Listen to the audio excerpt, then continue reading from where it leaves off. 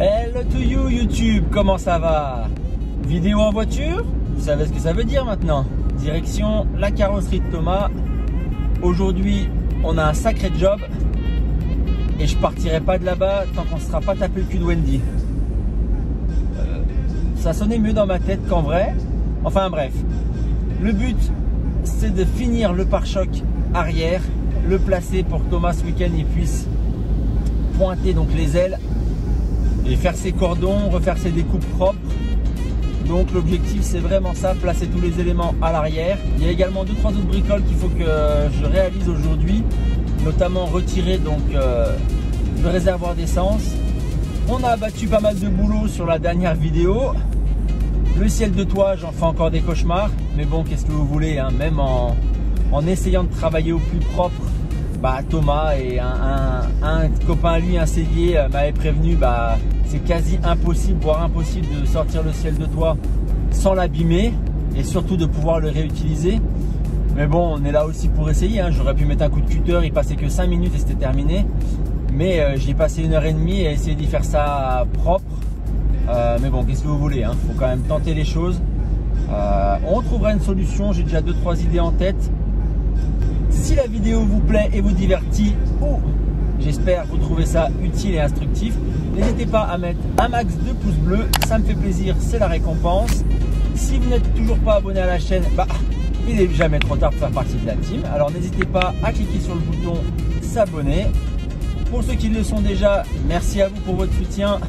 Ça fait toujours plaisir, ça motive le matin pour se lever et réaliser quelque chose qui est quand même compliqué quand on le fait tout seul et surtout quand on n'a pas les connaissances pour. Trêve de blabla, casse-touci, c'est parti. On attaque la matinée par le réservoir d'essence. Mais avant ça, il va falloir éclaircir un point. C'est quoi ce satané réservoir au-dessus du réservoir à lave-glace? Au début, je pensais que c'était un genre de super réservoir pour le nettoyage des phares. Comme l'option était présente, non utilisée certes, car non raccordée. Bref, comme il n'y a aucune connexion entre les deux réservoirs, c'est pas ça. En cherchant un peu, Thomas m'a dit que c'était le réservoir de compensation. Mais ça sert à quoi? Guy, s'il avait été là, mais il a interdit de garage, aurait dit bah ça sert à compenser. Mais est-il vraiment nécessaire? Sachant que le remplissage se fera par le centre du capot. Je m'en remets donc à vous. Pensez-vous que je peux le supprimer sans risque? En vrai, ça va être super chouette, bien qu'à mon avis, peu pratique.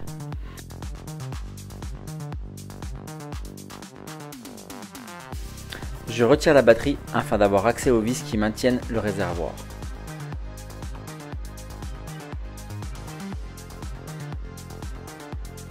Armé de ma clé Allen de 6 et de mon cliquet, je commence le démontage des ancrages du réservoir. Le réservoir n'est maintenu que par 3 vis, c'est donc encore une étape assez simple et à la portée de tout le monde.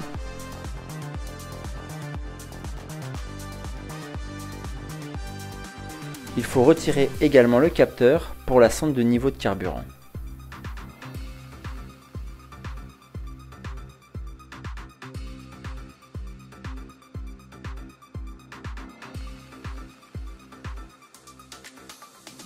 Je desserre les colliers de ce petit réservoir plat qui, après avoir cherché et bien regardé, est aussi bien relié au réservoir de carburant qu'à la trappe à essence qu'au réservoir de compensation.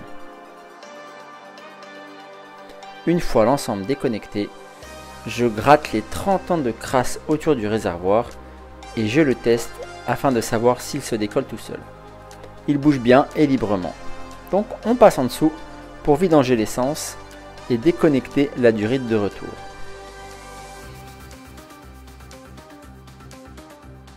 On fait décoller Wendy car ce sera plus facile de travailler comme ça. Sécurité oblige, une petite chandelle au cas où. Avant de prendre une bonne douche à l'essence, va falloir se débarrasser de la durite. En effet, le collier est pas beau à voir et fait de la résistance. En même temps normal, après avoir accumulé la crasse depuis plus de 30 ans. Enfin, le réservoir peut se faire siphonner. Et je me demande bien quand est-ce que ça va arrêter de couler. One eternity later. Voilà ce que ça donne une fois démonté. Donc il faut bien démonter la durite d'essence ici. Ensuite le retour d'essence juste là. Je pensais que j'avais mis entre 10 et 12 litres. Mais c'était sans compter la réserve. Je laisse couler.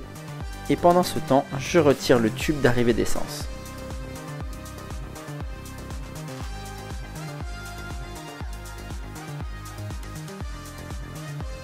Le réservoir, délesté de tout son poids, est donc très facilement retirable.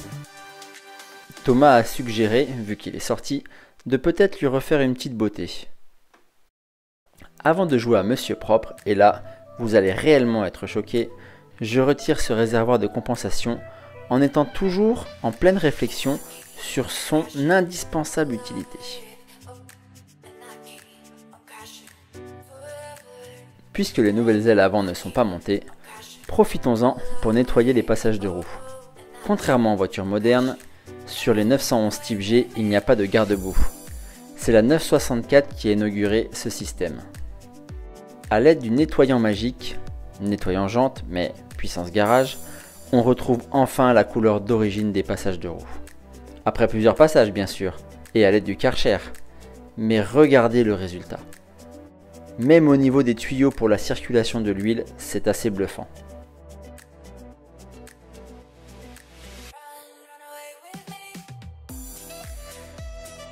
Comme le temps est plutôt clément, on en profite pour faire un petit coup de propre au niveau des passages de roue arrière.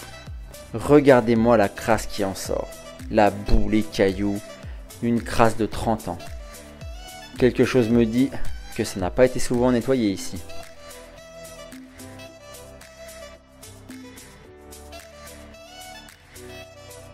Au niveau du coffre avant, le petit nettoyage lui a fait le plus grand bien. Même si dans quelques semaines ça ne se verra pas. Une fois le plein d'énergie effectué, on attaque dans le lourd. C'est surtout cet élément qui nous embête, et depuis longtemps. C'est sûr qu'en achetant une pièce en fibre unique pour le pare-choc arrière, ça aurait été beaucoup plus simple, et moins cher certainement. Je ne doute pas du résultat par contre, c'est juste qu'il faut faire une tonne de petits ajustements.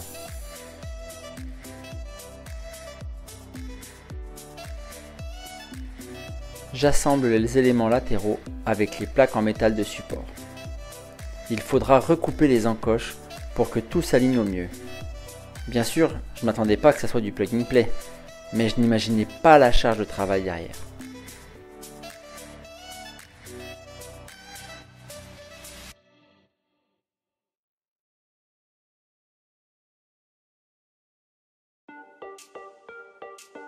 On positionne la partie centrale et à l'aide d'une vis et de scotch, on la maintient au châssis.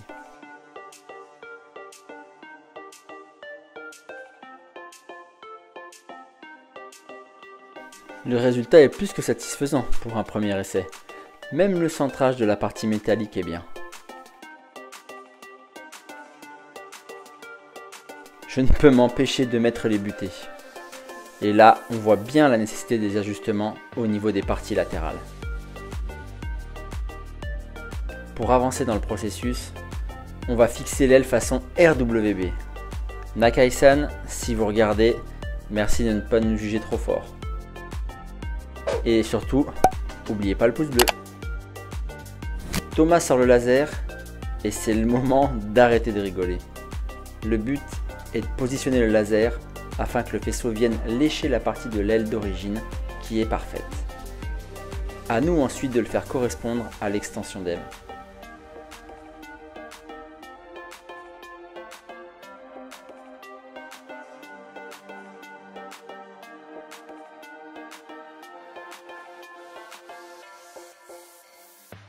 Vient le moment du placement définitif et on ne sera pas trop de 2, voire même de 3, afin de ne pas déformer la tôle.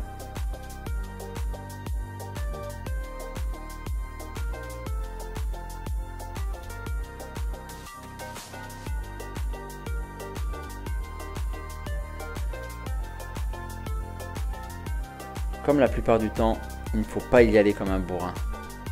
Et c'est justement là que le talent du carrossier intervient.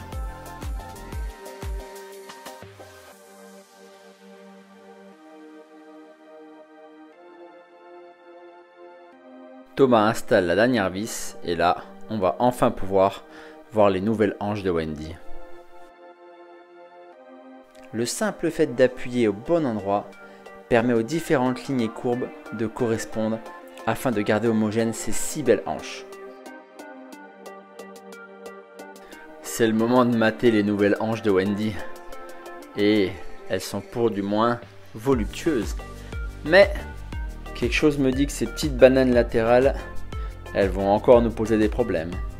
C'est vraiment cette pièce-là qui est relou. Elle se positionne pas exactement comme on le souhaite. Va falloir la retravailler un petit peu. Mais pour ça, j'ai encore quelques pièces à commander.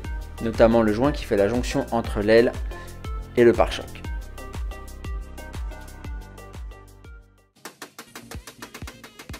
Bon ok, parfois le marteau c'est plus efficace que des heures de caresse. C'est là-dessus que je termine la vidéo d'aujourd'hui. Merci à vous de l'avoir regardé. Malheureusement, je repars sans que le cul de Wendy soit entièrement terminé. C'est un peu une déception, mais c'est super compliqué. Je me rendais pas compte de la tâche que ça pouvait être d'autant regarder, aligner, démonter, remonter, vérifier encore et encore et encore. Et c'est pas fini jusqu'au jour où ça le sera enfin. Par contre, on a pu donc bien décrasser l'avant parce qu'une fois qu'il va placer les ailes, on va pas s'amuser à tout renettoyer. On a viré le réservoir d'essence. Ça, c'est une bonne chose. La goulotte sur le côté. Donc non, je suis content du volume qu'on a fait aujourd'hui. Je pense que l'ambition de la journée était un peu trop élevée. Mais bon, des jours, il nous en reste avant la fin du projet. Donc restez connectés, pensez à vous abonner, liker, partager si ça vous a plu. C'était Cyril, on se retrouve la semaine prochaine, à plus, ciao, bye bye.